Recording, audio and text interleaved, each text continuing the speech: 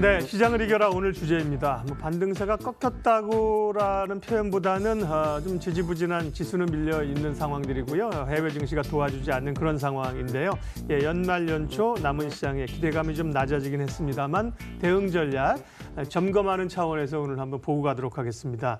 함께해 주실 분입니다. 황세환 인피니티 투자자문 부장 오셨어요. 부장님 어서 오십시오. 네, 안녕하십니까. 일단 간밤에 있었던 미국 FOMC 얘기부터 하겠습니다. 여기서 조금 좋은 모멘텀이 불어지면서 미증시가 올랐으면 우리 분위기가 좋았을 텐데 뭐 수수는 예정대로 갔지만 미국 증시가 하락 반영하면서 분위기가 별로 좋지 않았습니다. 평가부터 좀 해주세요. 물론 좀 주가는 안 좋게 좀 빠졌지만 전반적인 평가는 그렇게 나쁘게 볼 필요는 없다라고 생각을 하고 있고요. 예. 네. 일단 어저께 나왔던 내용을 좀 말씀을 드리면은 미국 연방준비제도 의사회가 18일에서 19일에 걸친 이 정례회의에서 기준금리를 0.25%포인트 인상했습니다. 올해 들어서 네 번째 금리 인상이고요. 이에 따라서 미국의 기준금리는 2.25%에서 2.5% 레인지로 상향 조정되었습니다. 투자자들이 주목해서 봤던 점은 내년에 금리 인상 횟수를 몇 번을 할 것인가, 이게 가장 중요한 이슈였을 텐데요. 그래도 예상과 비슷하게 3번 금리 인상했었던 그 기조를 2번으로 하향 조정했다는 점은 긍정적인 이슈라고 생각이 됩니다. 이미 11월 달 FOMC에서부터 그 제롬 파월 의장이 현재 그 금리가 중립금리 수준 바로 밑에 있다라고 좀 언급을 하면서 향후에 금리 인상 횟수가 그렇게 가파르지는 않을 것으로 예상을 했었기 때문에 이와 같은 어떤 결과는 시장에서는 어느 정도 예상을 했었던 부분이긴 하고요.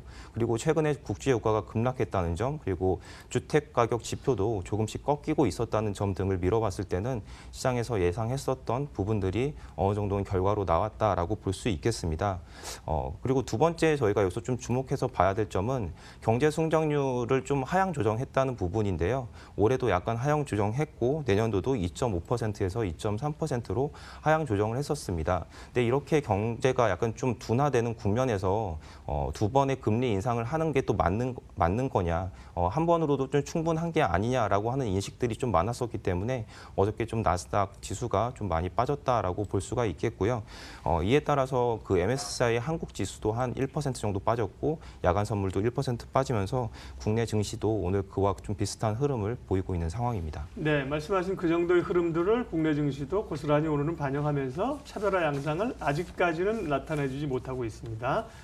그러면 뭔가 좀 긍정적인 모멘텀을 찾아야 되는데 미중 간의 무역 협상이 그래도 좀 풀릴 수 있다는 기대감과 함께 중국 쪽에서의 변화, 개혁개방 40주년 시진핑의 연설이 있었는데 그 얘기하고요. 또 이제 경제공작회의가 연말에 이제 열리잖아요. 네. 중국 쪽 그 이슈 모멘텀 주목할 것 좀 알려주세요. 네, 사실 그 엊그저께 중국 개혁개방 40주년 연설이 있었는데 시장에서는 뭐 이렇게 큰 어떤 이벤트가 없었다. 약간 좀 실망감을 많이 나타내기도 했었지만 향후에 어떤 방향성을 정해주는 데 있어서는 그래도 좀 긍정적인 연설이었지 않나라고 좀 생각이 되고요. 뭐 이미 많이 인용된 내용이긴 하지만 시진핑 연설에서 시진핑 주석이 중국은 영원히 패권을 추구하지 않을 거라고 좀 강조를 하면서 중국의 발전은 어떤 국가에도 위협을 주지 않을 것이라고 얘기를 했습니다. 사실 이러한 부분들은 어느 정도 좀 그런 무역 분쟁과 관련된 부분을 인식하고 좀 했던 발언이라고 생각이 되는데요. 중국이 이런 어떤 무역 분쟁을 원만하게 해결할 수 있는 기대감을 어쨌든 투자자들에게는 심어줬다라고 좀 판단할 수 있겠고요. 이런 부분들을 좀 뒷받침해주는 좀 두 가지 좀 언급들이 더 있었는데 무역 분쟁과 관련해서 사실 미국이 가장 신경 쓰고 있는 부분은 이 제조 2025라는 정책입니다. 이 제조 2025는 2015년에 수립이 됐는데 이 정책은 사실 2015년에 중국에서 볼펜을 굉장히 많이 생산을 하고 있었다고 해요. 근데 거기에 볼펜 심을 딴 나라에서 수입을 하면서 볼펜 하나를 제대로 만들지 못하는 거에 대해서 리커창 총리가 굉장히 좀 경로했다고 하는데요. 그때 만들었었던 정책인데 사실 이 정책은 어쨌든 2050년까지는 미국을 잡고 세계 최대의 그 제조 국가가 되겠다라고 하고 있는 정책입니다. 그래서 이 부분에 대한 정책을 미국은 아무래도 신경을 쓰지는 않을 수 없을 것 같고요. 이거를 어쨌든 그 연설에서 어떤 고품질 발전이라든지 질적 성장 이런 부분들을 톤다운을 했다라는 점은 분명히 그래도 무역 분쟁이 앞으로 원만히 타결될 거라고 하는 그런 기대감을 갖게 해줄 수 있을 것 같고요. 그리고 두 번째 발언은 개방 정책을 확대했다는 부분입니다. 미국 입장에서는 아무래도 고성장하고 있는 중국에 좀 투자를 해서 자본 차익을 가져가고 싶을 텐데 그런 부분들을 중국 정부에서는 로컬 기업에 대한 외국 그 기업에 대한 투자를 좀 제한하고 하면서 어떤 중국의 부를 중국 내에서만 좀 쌓일 수 있도록 그렇게 좀 진행을 해왔었습니다. 하지만 이번 연설에서 그런 어떤 개방 정책을 좀 더 확대함으로써 좀 미국의 심기를 건드리지 않는 그런 부분들로 인해서 향후에 어쨌든 3월까지 있을 그 무역 협상이 원만하게 타결될 수 있지 않을까 이런 기대감을 충분히 갖게 해줬고요. 이젠 뭐 아마 오늘부터 그 중앙경제공작회의가 열리게 될 것으로 생각이 되는데 기본적인 기존의 스탠스는 계속 중국이 좀 유지할 걸로 예상이 됩니다. 주목해서 저희가 봐야 될 점은 어쨌든 중국 경기도 무역 분쟁의 영향으로 인해서 내년에 조금 경기 둔화가 예상을 해볼 수가 있겠는데 그런 경기 둔화를 얼마나 좀 방어할 수 있는 정책들이 나올 것이냐 좀 그런 부분들에 대해서 좀 주목을 해야 할 것 같고요. 좀 구체적으로 본다면은 어떤 통화 정책에 있어서 얼마 정도의 좀 유동성을 공급해 줄 수 있을 것인지 아니면 내년 경기 부양을 위해서 어느 정도의 재정 정책과 소비 진작을 위한 어떤 부가가치세 감소 이런 부분들을 저희가 좀 주목해서 봐야 될 것 같습니다. 이런 부분들이 시장에 어떤 영향을 미치는지 그런 부분들은 지수와 함께 이렇게 같이 보시면은 좋겠습니다. 미국 금리 정책 기조라든지 중국의 상황들에 대해서도 비교적 비관적이지 않으시고 긍정적인 면을 많이 보셨네요. 예. 남은 시간이 조금 여유가 없을 것 같아서요. 연말 연초 그러면 시장 방향성과 함께 또 좀 오늘 주제가 그거니까요.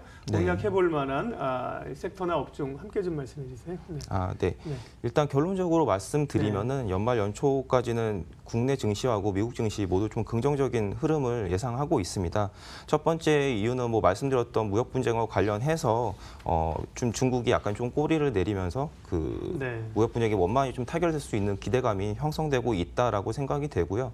물론 경기 둔화 요인도 주가 하락에는 그동안 굉장히 큰 요인이었지만 무역 분쟁 이 역시도 주가 최근 하락에 대해서는 큰 영향을 미쳤다고 생각이 됩니다. 근데 1월 달에 지금 문우신 재무장관하고 무역 협상에 대한 그 회담이 개최되기 때문에 여기서 어느 정도는 현재 분위기로 봐서는 원만히 타결될 수 있을 것 같고요. 그게 현실이 됐을 때는 아무래도 그런 부분들을 주가에 좀 반영해 줄 수 있을 거다라고 생각이 됩니다. 그리고 두 번째는 어쨌든 주가적인 측면에서는 낙폭이 과대하다는 점이 주가 상승을 할 수 있는 어떤 호재로 받아들여질 수도 있는데 코스피가 이번 달에는 사실 그렇게 크게 빠지진 않았습니다. 1% 정도밖에 빠지지 않았는데 미국 증시 같은 경우에 어저께 포함해서 9% 이상 하락을 했고 3개월 동안 18% 정도 하락을 했거든요. 지금 주봉상 보면은 어느 정도 지지를 받는 모습을 좀 보이고 있고 MACD나 아니면 RSI 이런 기술적 지표들을 봤을 때는 양전한 상태에 좀 들어가고 있기 때문에 상당히 좀 좋을 것 같고요. 특히 코스닥 같은 경우에는 전인 2% 정도 상승을 하면서 지지받아야 될 곳에서 정확히 좀 지지받는 모습을 좀 보이고 있습니다. 특히 이제 또 셀트리온 헬스케어 같은 경우에는 외국인이 이틀간 500억 정도 순매수를 하면서 그 올해 들어서는 가장 큰 규모로 매수를 했거든요. 이런 부분들을 봤을 때 바이오 센티가 전반적으로 좀 이렇게 개선될 수 있지 않나 이렇게 판단을 해보고 있고요. 연말 연초에 좀 저희가 집중해서 보고 있는 섹터는 아무래도 그 바이오 업종인데요. 셀트리온은 그 이전 상장과 관련해서 저희가 좀 주목해서 봐야 된다고 생각을 하고 있습니다. 작년과 같은 경우에만 보더라도 셀트리온이 코스피로 이전 상장을 발표하면서 주가가 약 3.5배 정도 오르는 모습을 보였는데요. 지금 셀트리온 헬스케어도 이미 11월 달부터 주주 그 운동을 시작했습니다. 코스피 이전 상장을 위한 주주 운동을 시작했고 3% 정도만 의결권을 확보하면은 그 임시주총을 들어갈 수 있기 때문에 이 뉴스가 나오는 것만으로도 전반적으로 바이오센티에 긍정적인 영향을 미칠 걸로 예상이 되고요. 두 번째는 전기차 섹터인데요. 그저께 유럽에서 그 자동차 CO2 배출량 관련해서 또 제한 정책이 나왔는데 이런 부분들로 인해서 어저께 전기차 섹터가 급등하는 모습을 보였습니다. 전기차 섹터를 저희가 굳이 말씀드리는 이유는 지금 뭐 한 5년 정도 성장 가시성이 굉장히 높은 업종 중에 하나인데 예. 이렇게 주가가 한 뭐 9월 이후로 30, 40% 정도 빠졌을 때 매수를 하면은 가장 좀 안정적인 반등이 가장 빠르게 나올 수 있는 섹터가 아닌가 예, 판단하고 눈여겨볼 있습니다. 섹터 바이오 헬스케어 쪽에 셀트리온 헬스케어하고요. 또 전기차도 좀 눈여겨보자고 하셨습니다. 예, 좀 더 듣고 싶은 얘기 있는데 시간이 제한돼 있어서 인피니티 투자자문 황세환 부장님 인사드리면서 저희 출발 마켓온도 오늘 순서 마치도록 하겠습니다. 함께해 주셔서 고맙습니다.